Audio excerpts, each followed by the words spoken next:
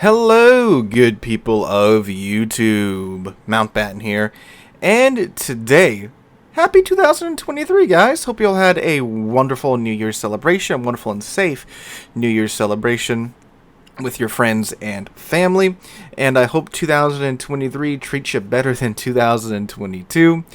Now, we aren't going to be looking forward into 2023 in this video. We are in fact going to be looking back into 2022 and going over my top 5 best premium ships. So these are the best of the best premium ships that, in my opinion, were released last year. Now, I am including resource ships into the mix here just to kind of, consolidate this all into one video to where, we don't have the top 5 still ships, top 5 research bureau ships, just all in one nice, neat video.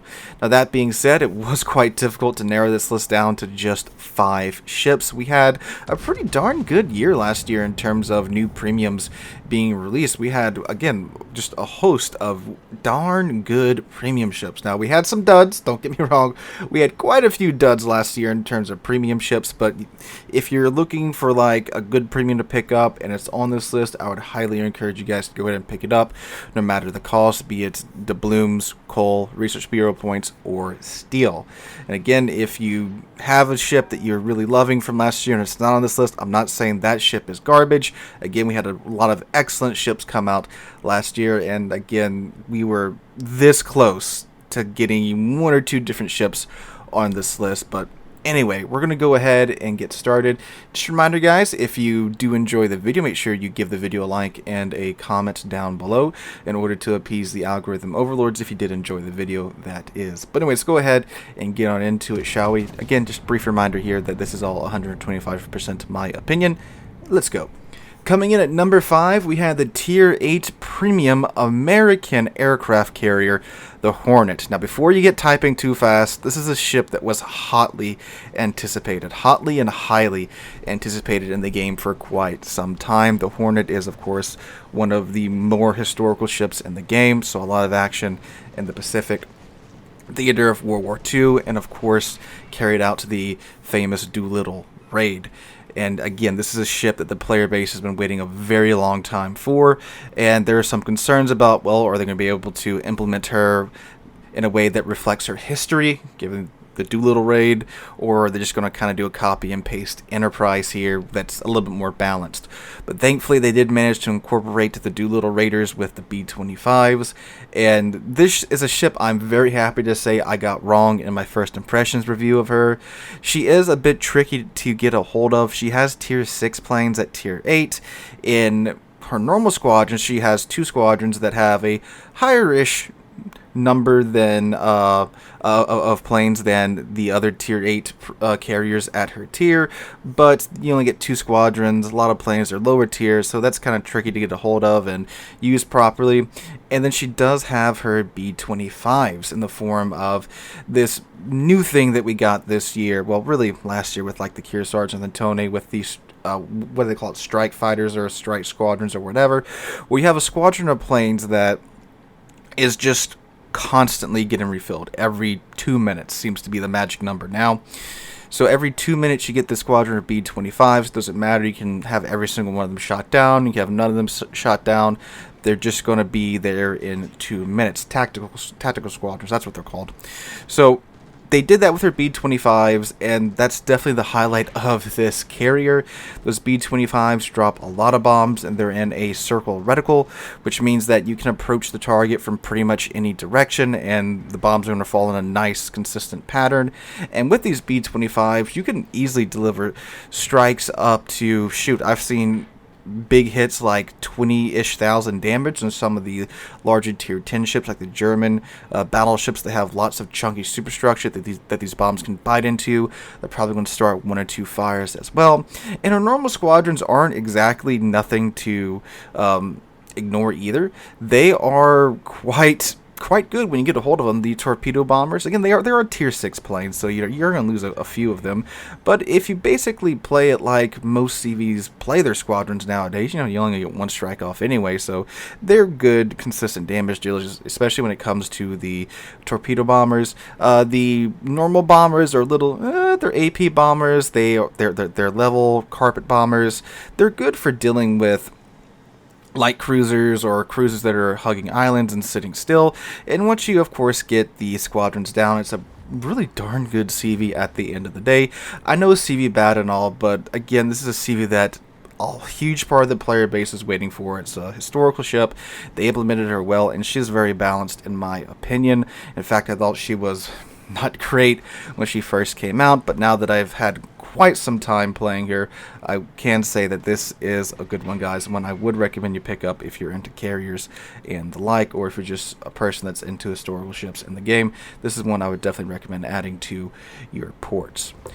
Alright, going on down to number 4, we have the Tier 10 German resource ship, the Mecklenburg.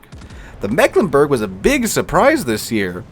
So this was also the year of the quad gun battleships, because we got so many battleships that have quad guns now. It used to just be a French thing, but now they're bolting them on everything, and we'll be getting the American hybrid monstrosities in the next update, which the Louisiana, the Tier 10, has a quad turret as well. So the Mecklenburg is a 16-gun German battleship. They are the 305mm guns, things that you would find on the gear, which is a good thing. These are some hard-hitting guns, and unlike just about every other German battleship, this battleship can actually hit what it's aiming at.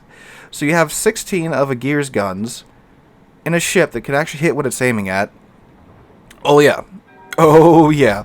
You have so many guns that you can actually use the HE, and it's actually pretty decent at that. Now, would I sit there and spam HE? No, because it has the excellent German AP with the good AP pins and the good alpha.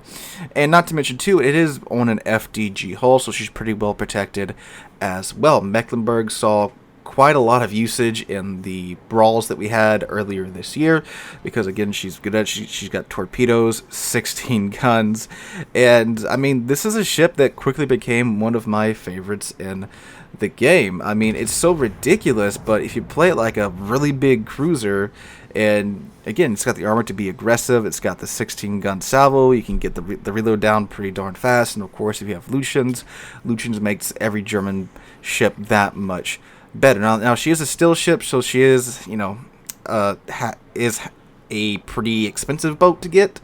But I mean, like right now with the winter event going on, the snowflake event, whatever it's called this year, you can potentially get her fairly easily right now if you have a large enough fleet of tier 8 and above ships. And of course, too, most still ships, you guys know the drill. You do have to have a bit of patience and time available to grind out that steel. But if you are going for a still ship, Mecklenburg is absolutely one I would highly recommend. She's a great ship, fun ship to play if you enjoy German battleships, and just again, so refreshing to have a ship that you can actually, a German ship that you can actually hit what you're aiming at. I mean, these 16 305mm guns, if you can hit something's broadside, you're probably chunking them for like 20-ish K. I mean, again, they are 305mm guns, which is small for a battleship's main caliber gun at tier 10. But when you have 16 of them, that's a lot. That's plenty. Now I say that, but we are also getting the American battleship with the 8-inch guns, with the Des Moines guns at tier 10. I forgot what it's called. I think it's like the Idaho. Yeah. So we'll see how that goes. There seems to be a trend going on with wargaming now with really small caliber guns on high tier ships, but we'll see how that goes this year. But yep, Mecklenburg, one of the best ships of this year. A blast to play. Excellent ship I would recommend picking up. Alright, going down to number 3, we have the Tier 8 American Premium Light Cruiser, the San Diego. We have yet another Atlanta sister in the game. Now, the San Diego is up at Tier 8, which a lot of you that have played the Atlanta might be thinking, well, that's a terrible idea. The Atlanta gets absolutely slapped at its tier, at Tier 7. Yes, but the San Diego, they gave the ship a bit of love. And it's basically what I like to call a more comfortable Atlanta, essentially, with a couple of tweaks here and there. With enough tweaks to not just be an up-tiered Atlanta. So one of the best things they did to make her a comfortable ship to play at higher tier is that they finally gave the thing a hill. I would have thought by the Flint, they would have understand that these ships explode when you look at them, but they gave it a smoke, which does help quite a bit. But the San Diego doesn't get a smoke, but she does get a heal. She gets a bit of a better armor scheme as well, to where, I mean, it's still a tier 8 light cruiser, so you will of course be seeing tier 10 ships with 18, 20-inch guns that can and will blap you. But against other cruisers, you can actually, stand and fight sometimes if you can angle appropriately and bait them into shooting the more well-armored parts of your ship. On top of that, too, they gave her SAP and AP. There's no HE on the San Diego. It's essentially a smaller Austin, but with better sustained DPM. It's not quite gimmicked like the Austin, to where you have an 8-second reload on a light cruiser at higher tier, but then you have 15 seconds of giggle when you hit the reload booster. She has a good, nice, consistent reload rate, and you do get a bit of giggle going on when you do hit the reload booster, so it's very excellent for dealing with other light cruisers and destroyers. Even without the reload booster going, I mean, it's SAP. It's a bunch of 5-inch SAP going into a destroyer. It's going to be quite formidable at that point, and she is pretty darn good at dealing with DDs and light cruisers. She does have a 14-kilometer range and main battery guns, which is a little short on the tier 8 side of things, but I mean, honestly, with American shells, you aren't going to be really wanting to fire at much longer ranges with the American 5-inch shells. So just a more comfortable Atlanta, one that I was very much surprised that I enjoyed the ship as much as I did. Now, also, too, with her AP here, don't discount her AP. The AP is quite good as well. If you do have a light cruiser that slips up and shows you broadside, load that AP, hit that reload booster, and watch them disappear. She's very good at that as well. Again, another surprising ship for me this year, one I wasn't going to expect to enjoy as much as I have, but I did. And again, one I would highly recommend you guys pick up if you're looking for a tier 8 light cruiser. Alright, going on down to number 2, we have the tier 10 Dutch destroyer, the Tromp. The Tromp. The Tromp went through a couple of different phases, and I really wasn't sure how she was going to turn out. Another ship that I didn't think was going to be as good as it wound up being. So, when the Tromp was originally released, the main attention was on her airstrikes. This is the first destroyer in the game that gets the airstrike consumable or armament, and not just the depth charges, which I wish they would give DDs the airstrike depth charges, but well, that's another video for another day. So she has the Dutch airstrikes, the planes you can call in, drop a bunch of bombs on the target, and do that every 40-ish seconds. Now, when she first came out, the stats for the other parts of the ship that weren't the airstrike were quite terrible, and then over time she got adjusted one way or another until we got the version that we have today, which is, in my opinion, a pretty darn good DD. Now, she is a very large DD. She was designed in real life to be a destroyer leader, so she has quite a large amount of HP, has 150mm guns, with some right packy HE, packs quite a punch, and the airstrikes. Now, the airstrikes are honestly the main attraction when it comes to the Tromp, because these airstrikes aren't quite the same as the airstrikes that you get with the other Dutch ships. Now, off the bat, they don't pin all that much. They are, at least from what the original design looked like, the ship was meant to be more of a cap contesting DD, where you use your airstrikes to drop bombs on the head of the other ships that are hiding in the cap with you. So obviously they're kind of geared more towards that. That being said, though, she still drops quite a bit of them, and they don't hang in the air for an eternity like the Dutch cruisers' airstrikes do. They drop much faster, which means it's much easier to get these airstrikes to fall on the target's head and start fires. So that means that when you are stuck in a cap with somebody, be it a cruiser, battleship, or DD, it's pretty easy to get these on target with a little bit of practice.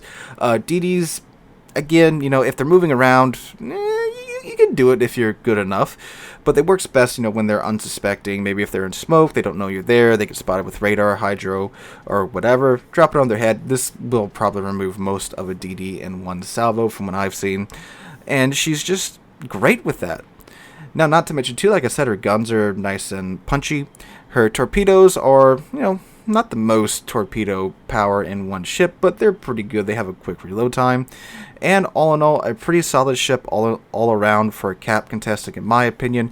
She does have enough HP, and again, her guns are punchy enough to where she'll probably win most DD fights, especially if you get the jump on them. Now, I'm not saying you can go win a fight one-on-one with like a Harugumo or a Smoland or anything like that, but if you run into most of the other torpedo DDs, you'll probably be coming out on top, especially again if you can get your airstrikes down consistently. Alright, going on down to our honorable mention, we have the Tier 10 British battleship, the Incomparable. Now, the Incomparable is just a stupid ship. My follow-up video to my first Incomparable review was called The Dumbest Ship in the Game, or I think it was like This Ship is Dumb or something like that. Because it is. The Incomparable is just a stupid ship. It's so ridiculous. Its proportions. I mean, look how long this ship is. Look how big the turrets are on it. It's just stupid. This is a giant battle cruiser whose detection range you can get down to 10 kilometers, to where you can outspot cruisers in most cases. And yeah, it's just dumb. Giant 20-inch gun battle cruiser. You get torpedoes, hydro, a super heal, even though you only have 70,000 HP, and things like that. It's a dumb ship. It's a fun ship. It's one that I would recommend you get up. It is a steel ship, so again, like the Mecklenburg, it does take a minute to get this. I would get the Mecklenburg over this ship because the Mecklenburg has better uses in, like, ranked and brawls and stuff, but the Incomparable is just dumb fun. So if you're looking for a dumb fun ship, this is definitely one of the best dumb fun ships to come out in 2022, and I couldn't somehow fit it in here without, I couldn't have a top 5 best premium ships list of 2022 without somehow fitting the Incomparable in here, and here she is in our honorable mention spot.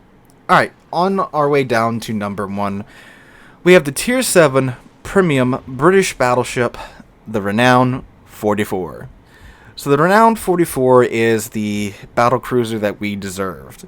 Now, there is a Renown in the tech line for the British battle cruiser tech line, but that version of the Renown is some weird... It is a real refit. It's a late war refit that was never completed, and the Renown saw very little action, if any, if memory serves correct, in that configuration. Most of her action during World War II was seen in this configuration that you see right here.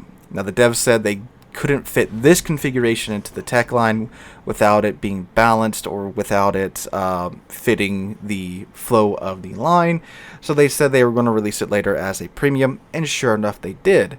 Not only did they release it as a premium, they released it as a free premium, and you can still get this ship as of the release of this video for free completely in the dockyard. You just have to get a little over halfway through the dockyard, and this ship will be yours for free. She is coming out, I believe, a little while later. I think they said they're releasing her for coal or doubloons later in 2023, but right now, get the ship for free, which is what I 100% recommend everybody do, because this ship is great. She has some of the most accurate guns on a Tier 7 battleship. Now, keep in mind, again, we're talking about Tier 7 battleships here. These are battleships that normally have a problem hitting the side of a barn from within the barn. So, again, that is the baseline we're talking about here. She's fast, maneuverable. She gets the torpedoes, the gyroscopic guided torpedoes that do the funny little S-turn. She also gets great maneuverability and actual armor. That was one of the biggest surprises I had about the ship, is that this ship, unlike the battle cruiser line, has, battleship armor for its tier. This ship can face tank most other battleships at its tier, unlike the battle cruiser. So that's what surprised me. On top of that, too, she gets a heal with a very quick cooldown time, which will save you when you get up tier to tier 9 games, which is what happened in the background right here. But you play it like a battle cruiser, run around in the back, be throwing 15-inch shells in people's faces. The HE is pretty decent as well, so you can swap on over to that when you get, double up tier to tier 9, and be able to do quite well with the Renown 44 here. And again, it's a historical ship. This is what the Renown was in, the configuration it was in for most of its career, and what it was most well known for, and I'm so glad they managed to get this version of the Renown in the game and in such an excellent shape. So guys, that is my top 5 best premiums of 2022 list. Let me know what you guys think in the comments down below. What ships do you think should have been on this list? What ships do you think in this list shouldn't be on this list? Let me know all that in the comments down below. And again, if you enjoyed the video, make sure to drop a like and leave a comment down below as well, and share with your friends as well. Hope you guys are having a wonderful Monday. Have a wonderful rest of your week. Hope 2023 is nice to you, nicer than 2022, hopefully. So again, hope you guys enjoyed. Have a wonderful week. Hope to catch you guys in the next one.